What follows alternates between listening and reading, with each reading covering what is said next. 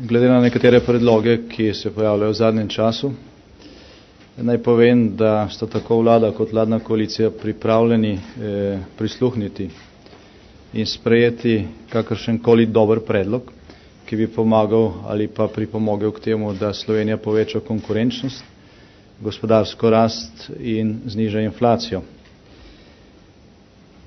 Glede na zahteve, ki se pojavljajo potem, da bi problem inflacije obravnavali na izredni seji, naj povem, da je kolegij Državnega zbora včeraj na predlog vlade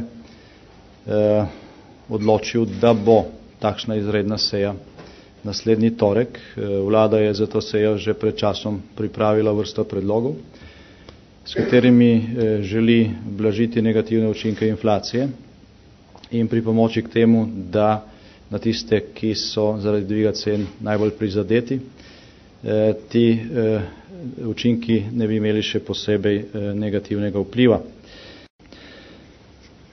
Ko gre za ukrepe, ki posredno ali pa neposredno vplivajo na inflacijo ali pa blažijo njene negativne učinke, naj tukaj ponovno spomnim, da je vlada na predloge, ki so prihajali iz različnih strani, in to ne samo zaradi aktualne situacije, ampak že dolgo, končno predložila po dolgem usklajevanju zakon o udeležbi zaposlenih na dobičku. Ta je usklajen z socialnimi partnerji.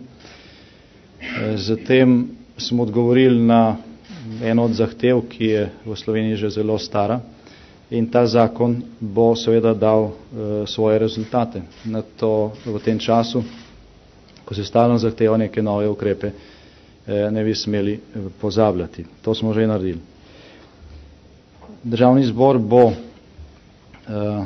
z ukrepi, ki jih bo sprejel na izredni seji, kolikor bo sledil predlogom vlade in jih morebiti še nekoliko dopolnil, bistveno olajšal negativne posledice inflacije, ki jo čutijo tisti, ki imajo najnižje dohodke.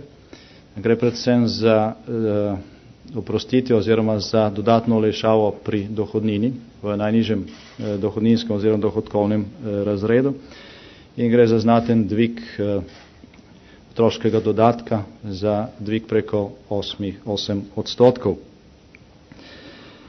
Tudi sprememba zakona o varstvenem dodatku bo omogočila, da se bo ta usklajeval dvakrat letno in tudi ta ukrep bo pač prispeval k blažitvi negativnih posledic inflacije. Vlada je naredila vse, da bi lansko leto zaključila pozitivno, mislim na gospodarjenje s proračunom.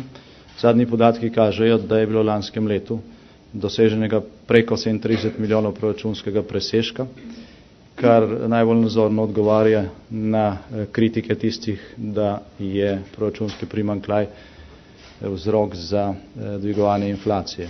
Koliko je bilo to res, inflacije, sve ne bilo.